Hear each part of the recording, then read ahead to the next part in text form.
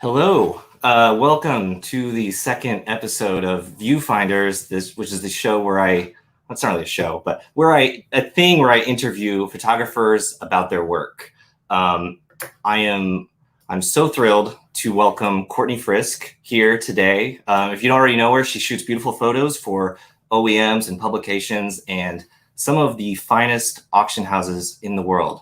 So welcome, and thank you so much for taking the time to do this. Yeah. Yeah, no, thank you so much for having me. I'm super stoked to be here. You're one of my favorite photographers, so thank you. It's an honor. I wasn't fishing for that. But it's nice. You deserve it. Well, our audience is modest but very engaged about car photography, and I think they're going to get a lot out of this, and I know I definitely will.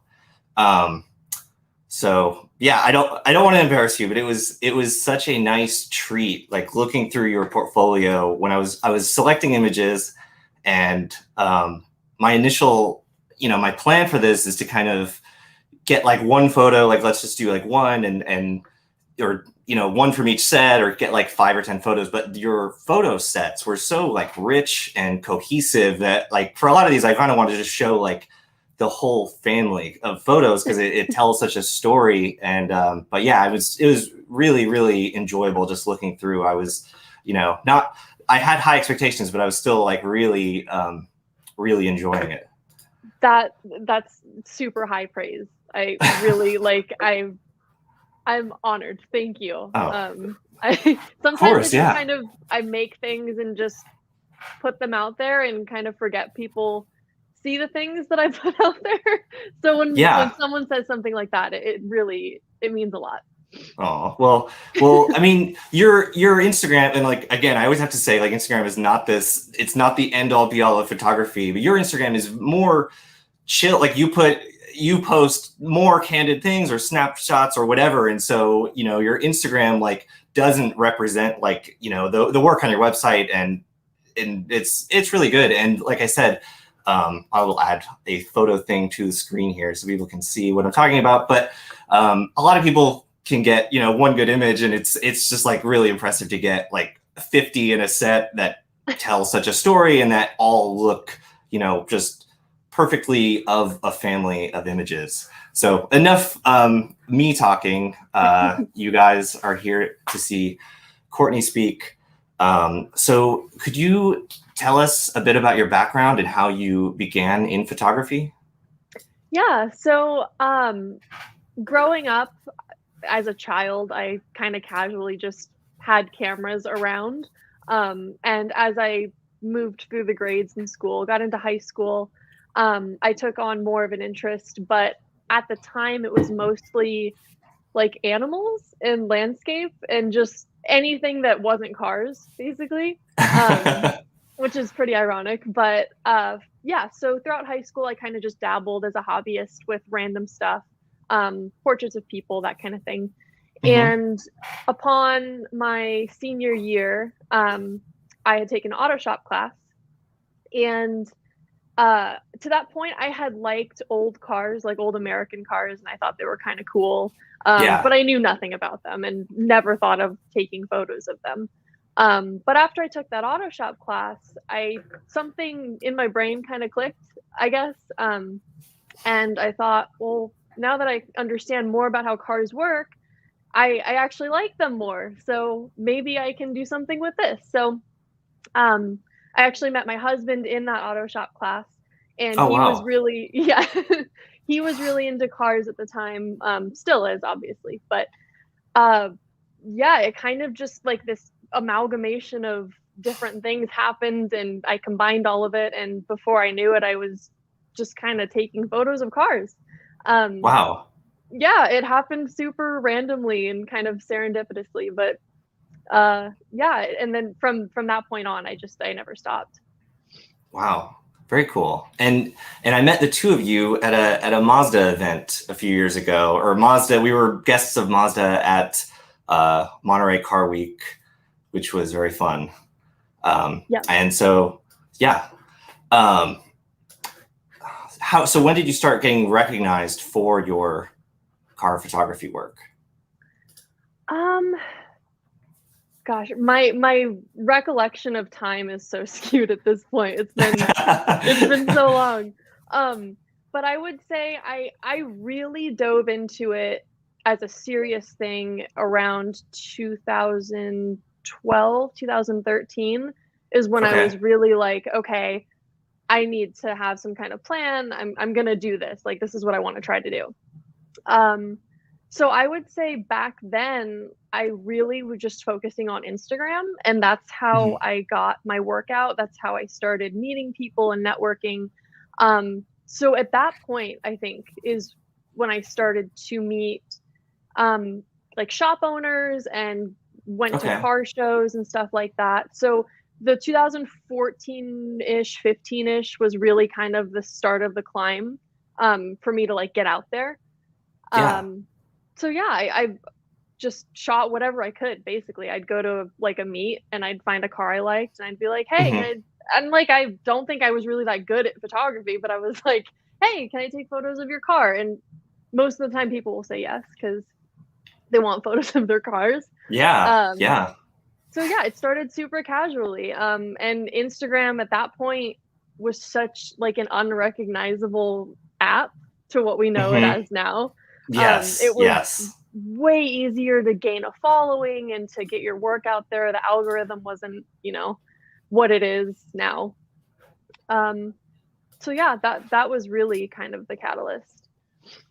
Yeah, and it was more of a like a level playing field. Like if you there wasn't the brands weren't as active or there wasn't like celebrities. So I mean, if you were just good, you could like people found it or your work kind of shined.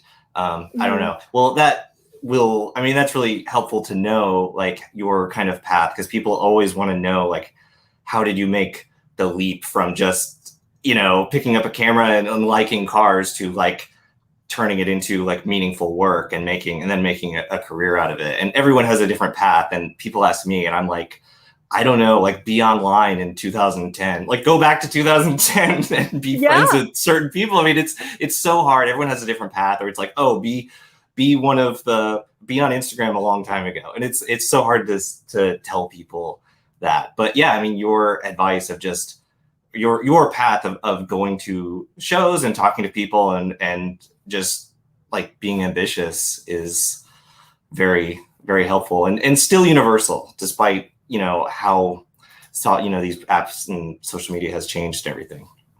Yeah, for Let's sure. look at uh, this set. Like, oh wait, that's just me. Okay. this this like these really struck me not just because I love the car, but just this whole set, like this location and the feeling and just the color is stunning on every photo. Like I said, I would like to dwell on certain ones, but I just like going through because there's no misses here. Like it's everyone. Like these really stood out to me because I love the angle. Mm. What I wanted to ask you is like like I know that the light only looked like this for like, I mean, probably like 10 minutes or something. And I mean, there's so many pictures here. I hate to rush through them, but it's like, the light wasn't like this for very long. So you must have had like a very clear vision of what you wanted. And you just, I don't know. I don't know if you're bending time or what, but like the light doesn't stay like that for, for long at all. Yeah, it's honestly part of it is definitely getting lucky. Like obviously, you could get hit with any kind of weather, any kind of light, especially that's in San Francisco, so you never Oh know yeah. what you're going to get. Um I attribute it to knowing the location really well and just having Hmm. a solid understanding of where the light is going to be at a certain time. Um and then beyond that, it's just like running around the car and making sure I'm getting everything that's on my like mental shot list. Um, Hmm. and then yeah, I mean, in addition to that, you could also like there's a little bit of Lightroom play that happens if something's a little darker or a little lighter.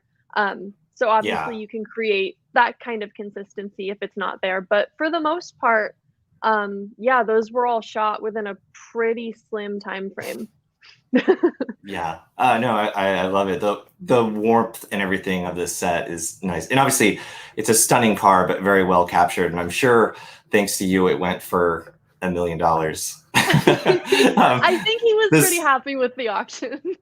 oh, that's good. That's good. Yeah, this was one I isolated, but this, yeah, the whole set is awesome. You should check that out. Anyone watching should definitely click in the description and look at Courtney's website. But we're going to go through some more here. This one also stood out to me the whole set was great, but just these tones, like these colors, like the neutral warmth of the outside, and then this like incredible blue on the inside, like that interior is just like it's so cool. Like it just looks really good. Was Thank this for you. another auction? No, this was actually for a private client. This was the first shoot I did of this car when he got it, and he had like this vision to build it into like a totally different project. But he wanted kind of an establishing shoot just so that he could catalog it and go back and see where it was when he got the car. Mm-hmm. So yeah, he wanted something a little more creative, not necessarily just, cut and dry like auction photos basically. So yeah, we had a little bit of fun. We just kind of ran around for a couple hours and shot what we could shoot. Yeah. No, it's great. I don't know, the light in all of these, it's like the light is just very nice. It sounds so simple and not academic, but the light, like it's not harsh, but it's not flat, like it's not boring. So it is very cool. Let's mix it up. I wanted to ask you about how you capture people in their cars. I think one of these tabs is, yeah, so this one, like this is amazing. I mean, if you're seeing this, like it is, you've got the god light, I would call it. Me and my friends call that god light, when it's like lighting through the trees through that fog. And then, it's a cool photo of the car, but it's a cool photo of the man. Like he's well captured, you've got a great expression and everything. And this is something that I always struggle with, because it's like, I can shoot a portrait, or I can shoot a picture of a car, or I could shoot maybe a portrait of someone like in their car. But like, when you ask me, like, I want a good photo of the car, but I want someone in it. Like it's Right.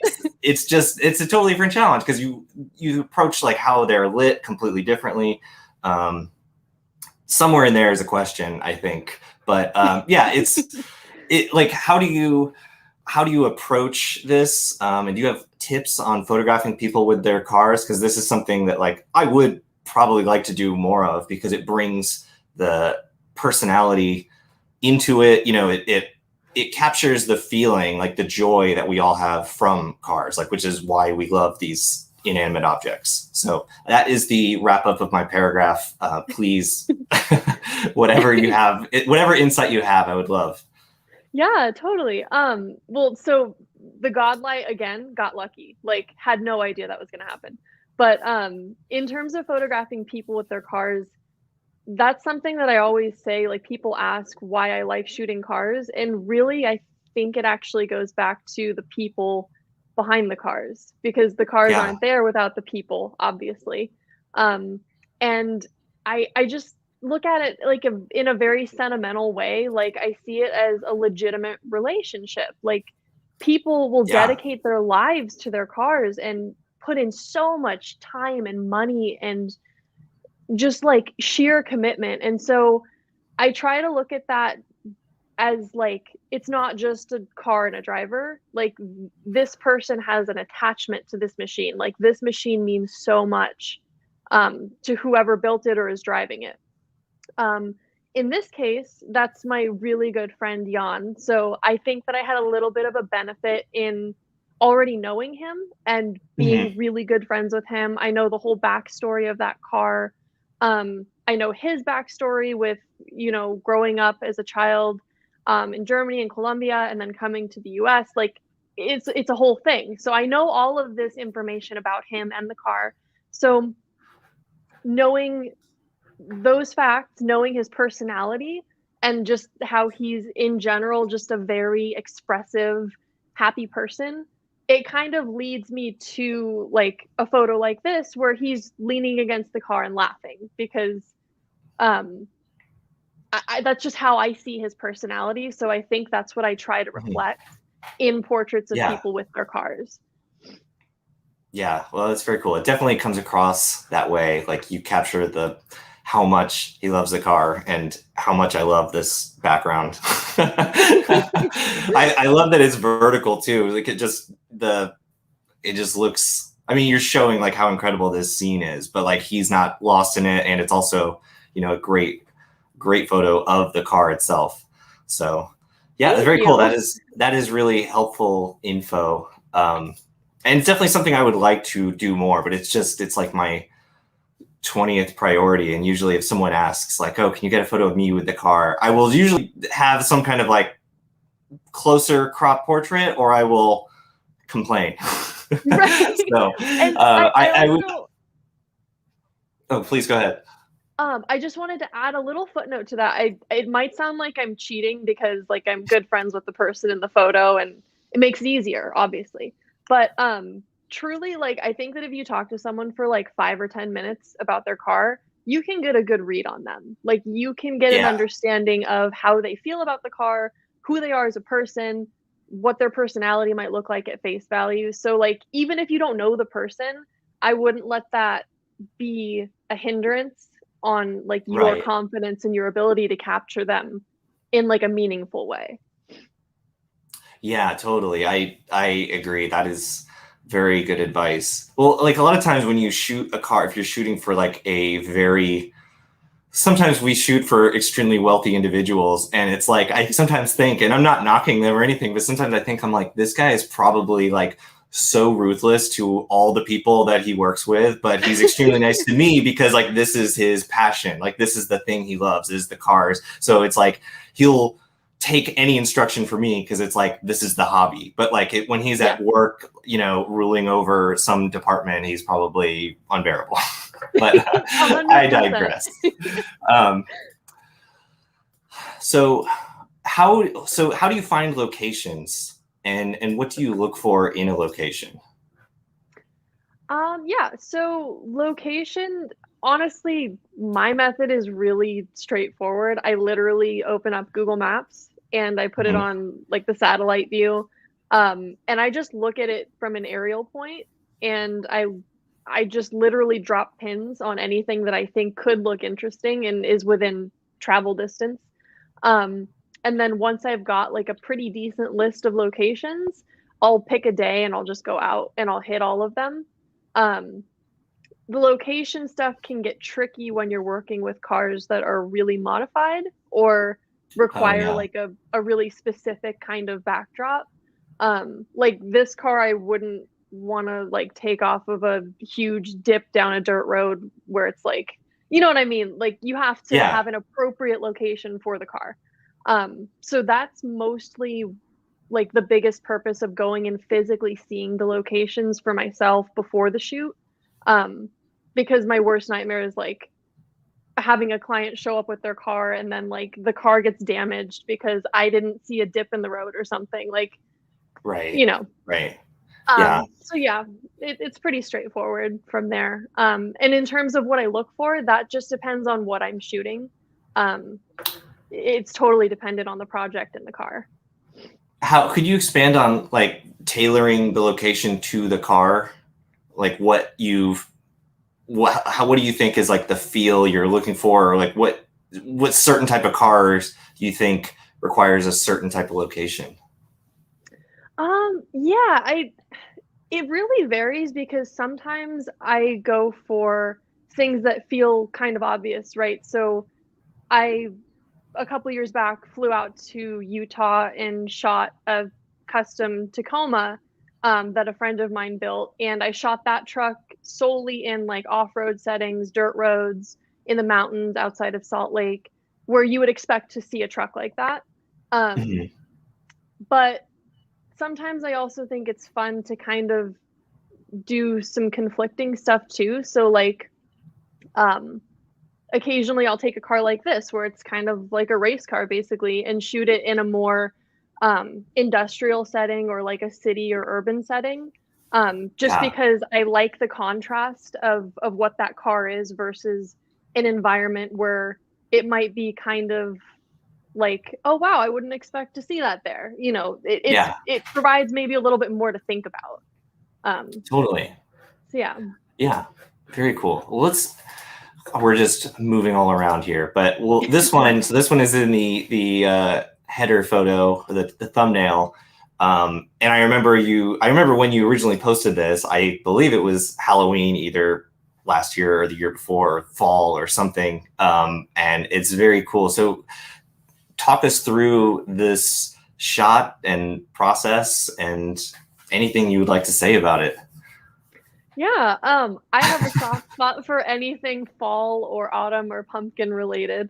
Um, I have an orange car, so obviously, but uh, this shoot was really fun because my friend Lisa, she's the owner of that car. I'm sure anyone who's watching probably knows who she is.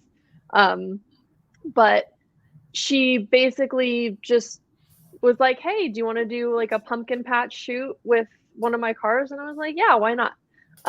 So she picked the pumpkin patch. It was out in like the Nicasio area for anyone who's familiar with Northern California. Um, so really, really out there. Like there's not a lot of people, buildings. It's just really rural. So she found this cute little pumpkin patch. We got there at like 6:30 or 7 a.m. So that's sunrise light as opposed to sunset light. Oh, Um, okay. yeah, so it was really cool to kind of work on the flip side. With the sun coming up, you have to do the opposite of what you're used to for sunset. Um, Right.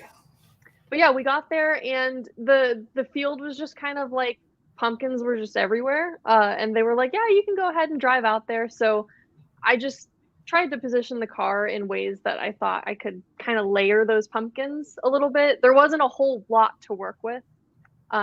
So I did my best, but we were definitely rolling pumpkins around trying to stage shot. Oh, that's awesome. That's a lot of fun. Well, it came out very cool, and it was cool. I think like BMW featured this, or BMW Classic or something, and that's very cool. Um, this set, okay, we'll look into these, but there's a lot. So there's a lot of good ones. So I'm gonna go to the next question. Um,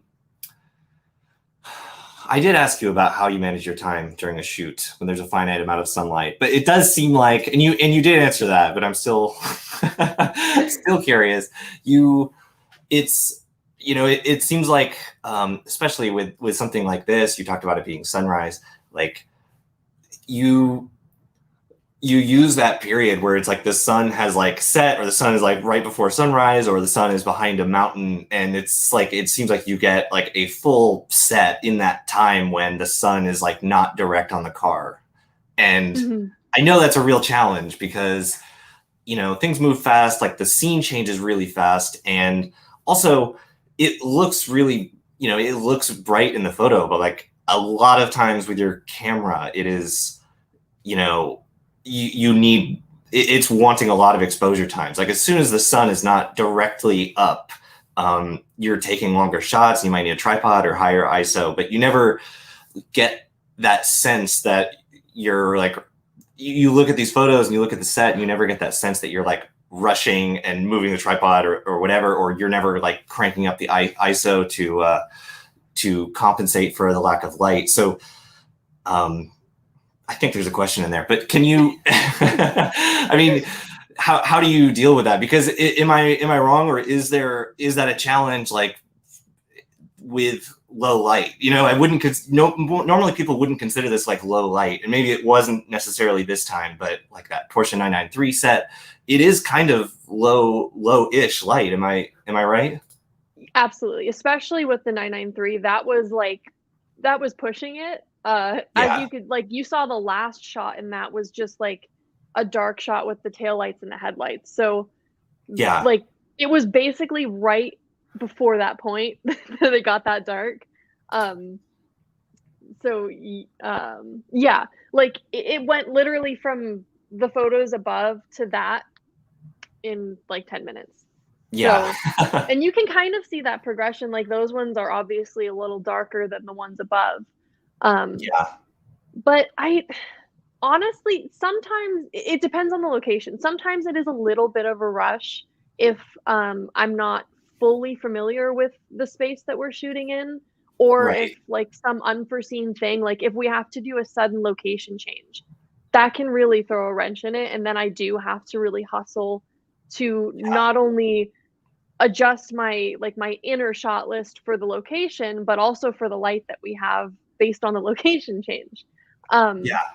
so other than that, in like an ideal situation, I think part of why I don't usually feel rushed is that I think a lot about the shoot before the shoot actually happens.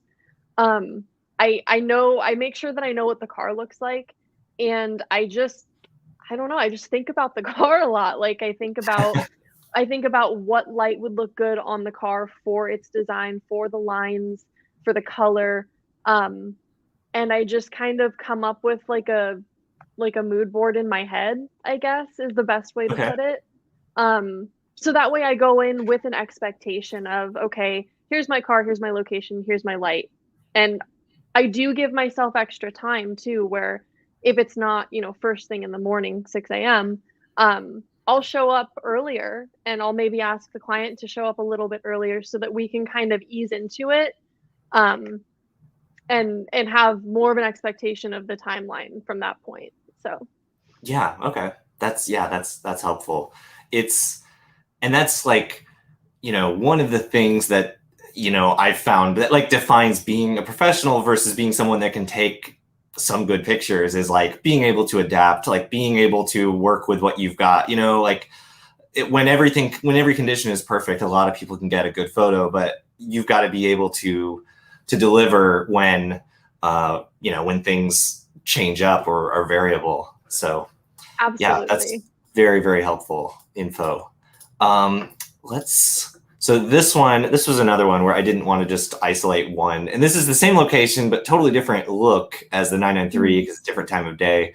And just these like details and everything. Like it's a cool mix of, and this is a different location, but it is a cool mix of showing the car, showing like the full car, but also nailing all these details and interior bits. And that looks like a lot of fun. So I didn't have a question there, but I just wanted everyone to see the set because it is very cool. What was this job like? So that was another shoot with a good friend of mine, Bait, obviously he owns the E9. And that's actually a really old set. That was maybe like 5 or 6 years ago, 5 years ago. Um, and that was basically just BMW wanted something that centered around the Golden Gate. And Oh, so uh, we took the E9 out and we met kind of in that Fort Baker area. mhm. That location with those lodges is just like right across the way from the bridge area, Okay. like the little yacht waterside area that we shot in. So it's all close proximity, but yeah, it was just kind of like a casual showcase of the car and in the Golden Gate setting. Awesome. Awesome.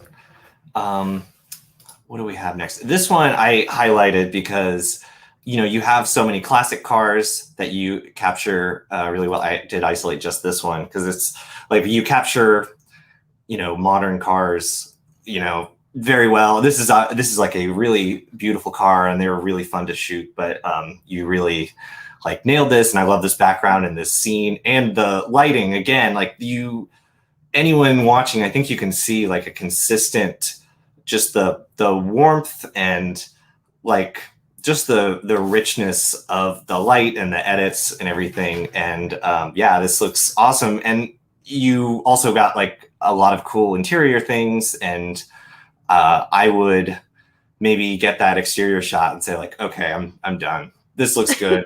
And then you took hundreds more pictures of the interiors from all these angles and showing that and getting this texture. So I didn't really, I just wanted to highlight that again. So let's get back to some questions. We're just kind of mixing through. We're kind of going between the car photos and the questions. Like, this is the format I have chosen for this. So I'm announcing like what we're doing, kind of, and I don't know if that helps. But do you have like rules for yourself with regards to shooting, and do you ever bend or break them? And I don't know if there's an example. Like, this is like a stupid thing, but like, I never post like horizontal on Instagram. Doesn't matter why it's a rule, it just is. So do you have any rules that are hopefully, I don't know, different from that? Yeah, I try to be really careful with rules because I'm already so critical of myself as it is, that like giving myself 50 rules to follow and not break would just give me a panic attack. Yeah. So I think that really the rules I do try to adhere to are pretty simple. One being, I try not to just stand in front of a car and like, I'll use my phone as an example, but like just stand in front of a car, like dead on, just looking at it and, you know, just snap a Yeah, photo. that's That's a good boring. rule. Yeah, it's boring. It's the perspective everybody sees when they stand in front of a car. It's not interesting.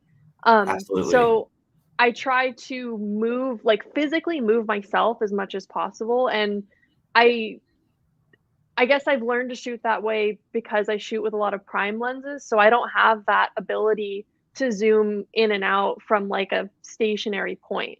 So I try to get low. I try to get the opposite, get a high vantage point. Yeah. That's really just playing with angles and like doing anything that's not just standing in front of a car and Yeah. snapping a photo of it. Other than that, I try to avoid super extreme angles on the opposite end of that, like something that's like 90 degrees or whatever. It's I get the point, but sometimes it's a little much. Um, but yeah, other than that, it's really just those things, and occasionally I will break those rules if the setting is right. Like if I look at it and think, okay, this could work, then Mhm. I'll try it. But doesn't mean that it makes it through the culling process or ever sees the light of day. Yeah, totally. Yeah, that's a really good point. I don't like to dwell on like gear stuff because I think this is more like the philosophical aspect of shooting and the ideas and the thinking. But people always have questions about gears. People are always asking me questions about lenses and stuff. And you use mostly primes, you said, which is what I'm always recommending to people. I don't always practice that, but I always tell people to do that. And like, do you have anything to add about that, or recommendations, or what someone should pick up if they have, if they want to just get one lens to do it all and improve their photography? Yeah, yeah, just to second what you said about primes, that's what I recommend to people too. That's one of the top questions I get asked, whether it's Instagram or whatever. They ask what lens I'm shooting with, and most of the time I have the just my 85 millimeter, my Nikkor 85, um, which is just my personal preference. Like you don't need an 85 millimeter to take a good photo. But in general, like for just the average shooter, if they were interested in playing with primes and seeing what that's like, I would say anything from like a 50 millimeter to an 85 millimeter could be a good option. 50 mil gives you a little bit more wiggle room. I think it's a little more Yeah, forgiving. Um, and it's more accurate to like what your actual eyes see. So that it makes sense to me in that way. 85 can be challenging just because it's such a tight frame, um, for like car stuff for specifically. sure. Yeah, But yeah, I see a lot of value in shooting prime. I think that it's partially why um, I've developed the style that I have, is because it's forced me to actually like get on my feet and think creatively instead of just relying on a lens to zoom in and out and do the work for me. Absolutely. Yeah. Well, that definitely comes through. And yeah, that's a really, really good answer. We have a question about what camera, what camera. You guys, Sean asks, are you guys Nikon, Sony, Canon? I use Nikon. You mentioned Nikon 85. You use Nikon exclusively, or there's a Fujifilm question here? Are you, Yeah. where are you? So all of my like actual work stuff is shot on Nikon. I currently shoot with D850s, and that's like my workhorse camera. Um, if you get into like film shooting, it's definitely not, I'm not dedicated to only Nikon. Um, I did pick up the X100V, the Fuji, as Okay. kind of just a little walk around because I wasn't super interested in the Nikon mirrorless. Um, and Mhm. I wanted something a little smaller than that anyway. So the Fuji's been a great camera. Oh, that's awesome. Very Yeah. cool. Yeah, it's always good to expand outside of your camera comfort zone and try something else. And if there's like an emerging technology, to at least be mindful of that and everything. Yeah. Not mindful of that, but you try to keep up with current things, which I don't really do. But anyway, someone asks.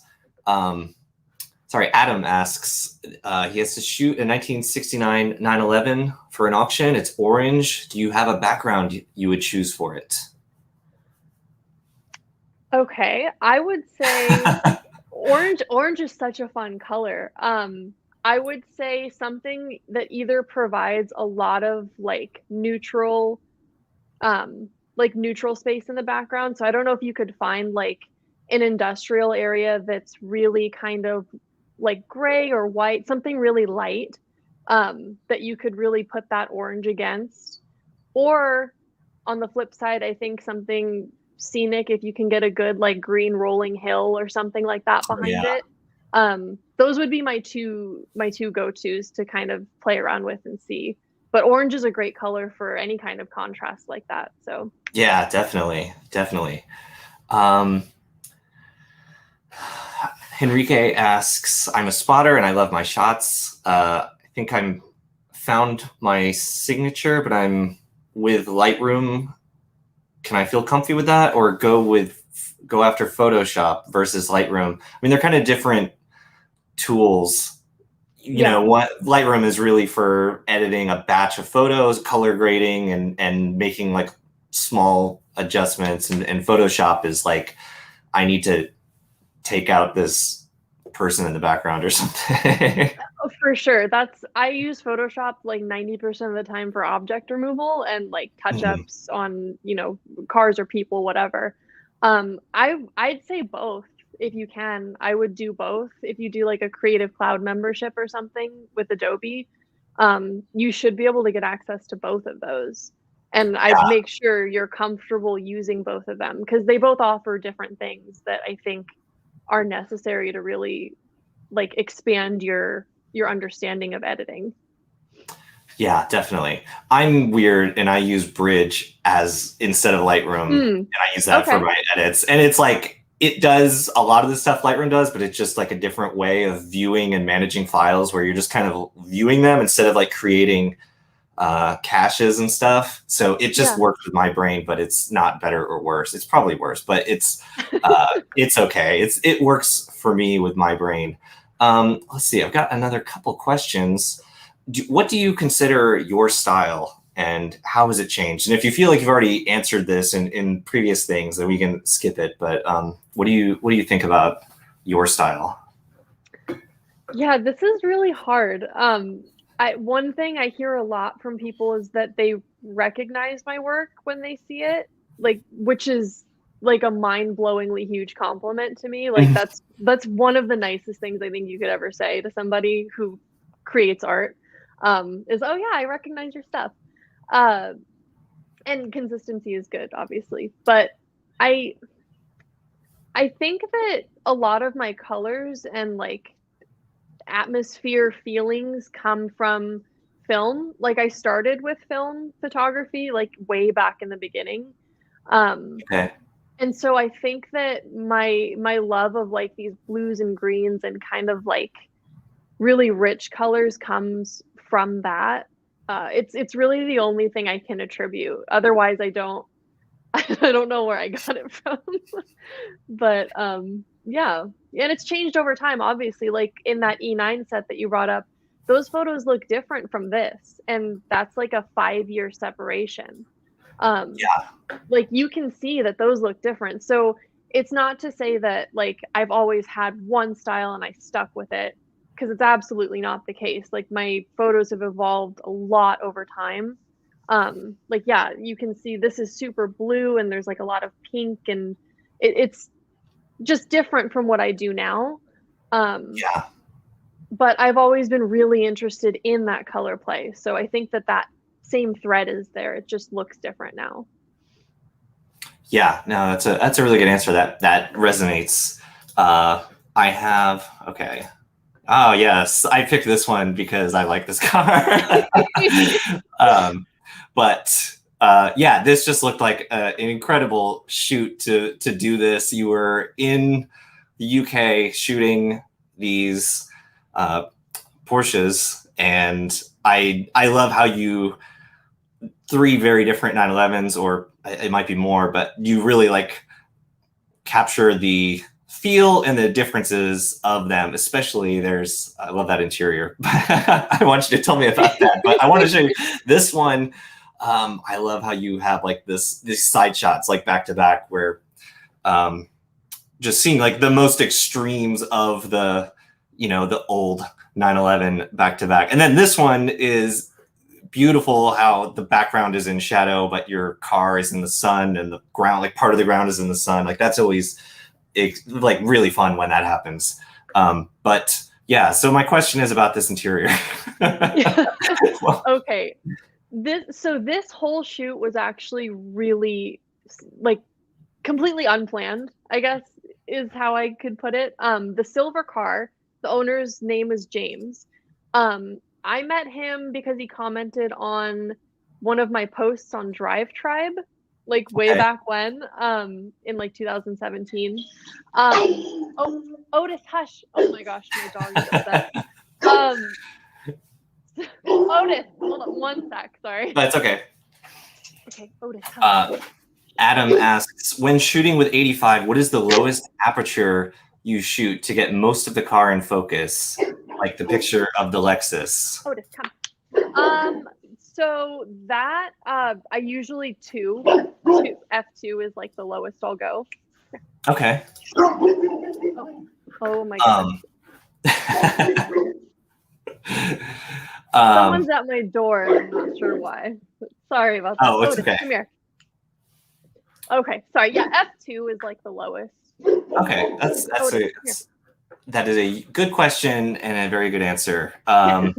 Yeah, no, this set is cool, and this just looks like such a thrill. And this is like the real Martini 911 930, unlike mine, which is a imposter. But anyway.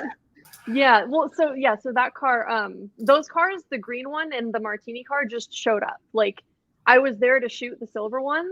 Like he was the guy that we had planned the shoot with, and those other cars just happened to show up.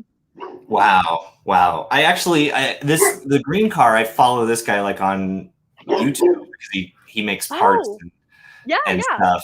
It's a really cool car. He's like constantly developing new little electronic things for 911, and like, oh, I moved the heater, so now the heater's in the back, and all kinds of cool stuff. So yeah, that sounds like a cool opportunity and a great shoot. Do you have advice for anyone trying to get a start into automotive photography? You talked about that a little bit, but it's in 2021, if someone's trying to start out or make the leap from amateur to professional, like what would you tell them? The key there was in 2021, huh? That's how I mixed it up, so it's not the same question that I asked before. Yeah. I think that even though things have changed in terms of how social media works, obviously completely different landscape from what it was 5-8 years ago. I think that it's still important to do the things like networking, reaching out to people, um, really being active on social media and like really pushing yourself out there. So shoot and post it. Like offer what you have, show people what you make. Um, Reach out to artists who you really like. If you like someone's work, they're more than likely happy to like answer a couple questions that you might have. Like don't message them and be like, "Hey, tell me absolutely everything about what you do." Like that's different from, "Hey, I'm really inspired by your work. Are there any tips you could maybe give me?" That kind of thing. Um, so from reaching out to artists to if there's a certain kind of car that you really like, find people in your area, in your community. Like try to set up shoots. Just talk to people. Whether it's shops or companies or individuals who maybe own collections of cars. Um, as long as you're not being too salesperson-y about it, people are often willing to work with you. And yeah, that's really all I can say because it's on the social media part of it. It's so different now that it's like not the same beast at all from what you and I were used to back then. Yeah, for sure. No, that is helpful. The personal connection still matters above all else. Yeah. Darren asks about your favorite shoot.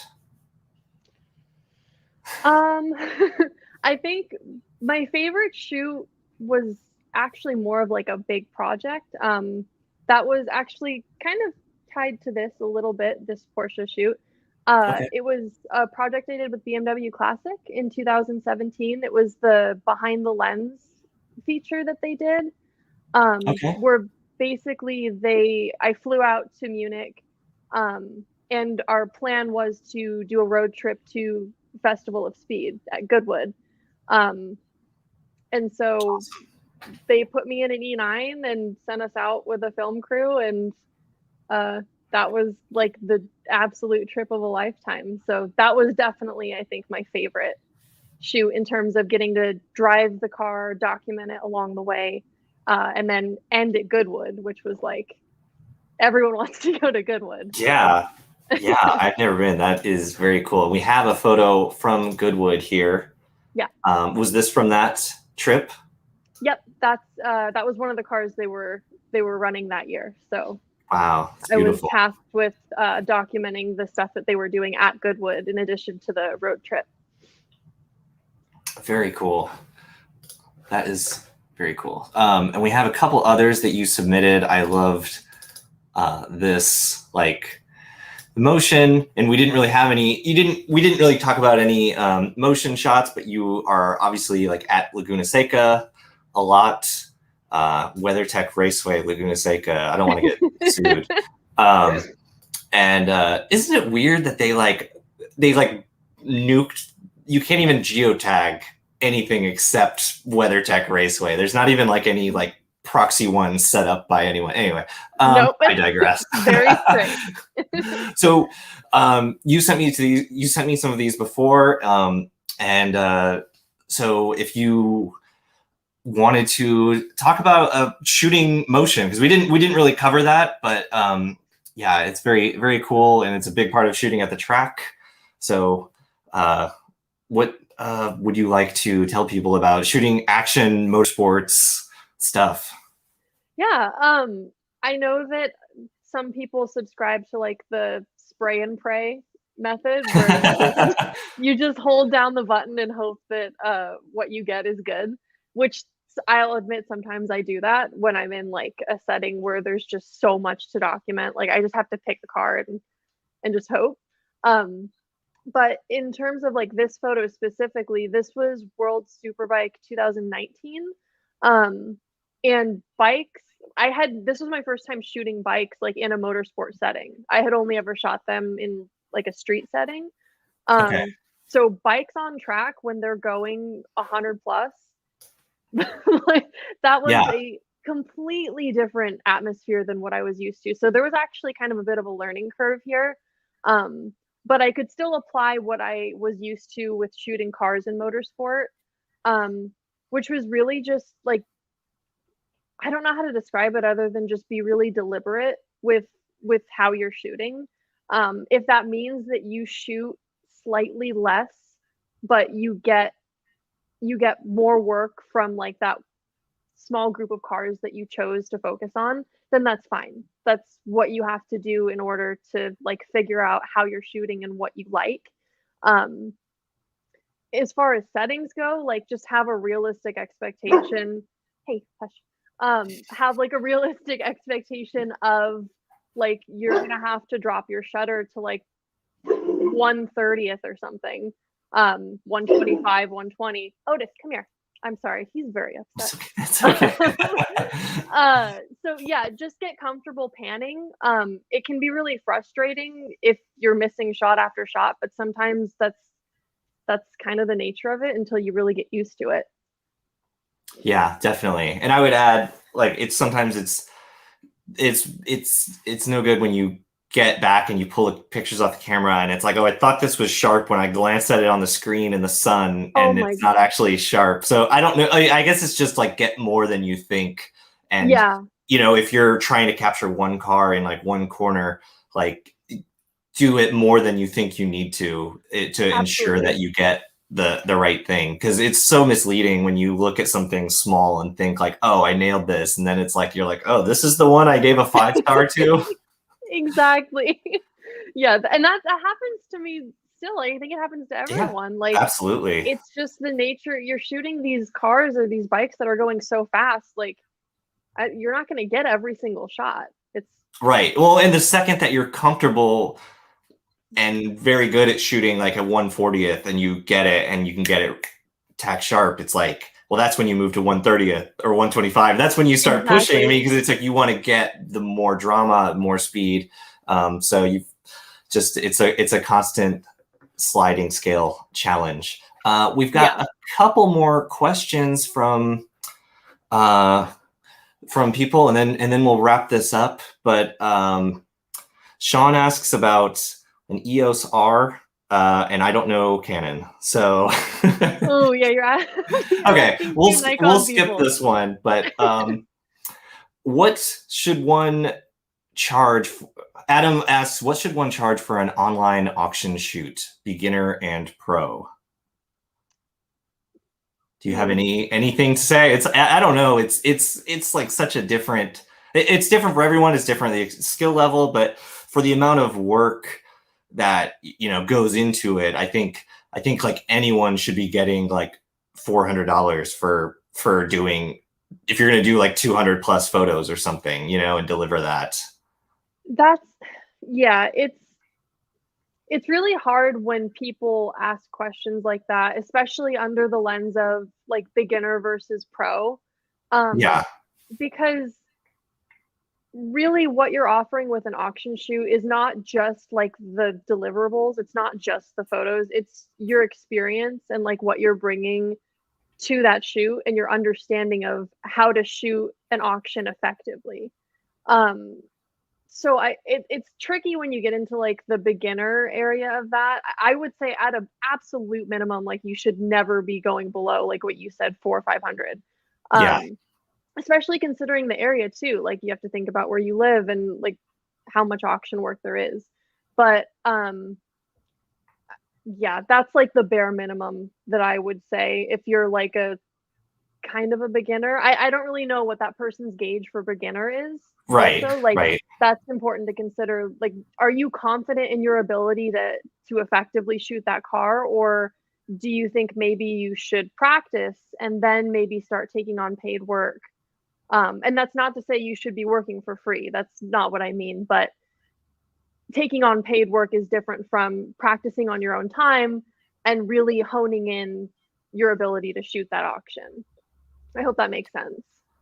Yeah, definitely. No, that's a great answer. You should definitely establish a minimum and definitely be confident with the amount of experience that you can take not just a handful of good photos of the car, but like deliver, a 200 plus photo set and in a timely manner, because that is a lot of editing and a lot of shooting and a lot of coordinating and time and sweating this time of year.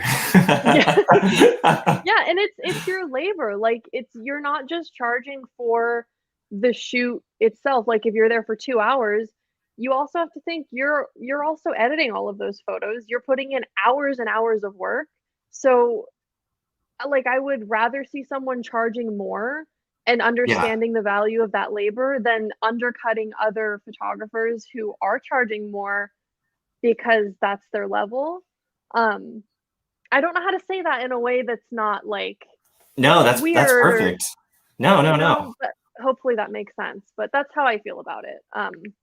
It's there's definitely room for people who are beginners, but also keep in mind like the market that you're working in and your experience level.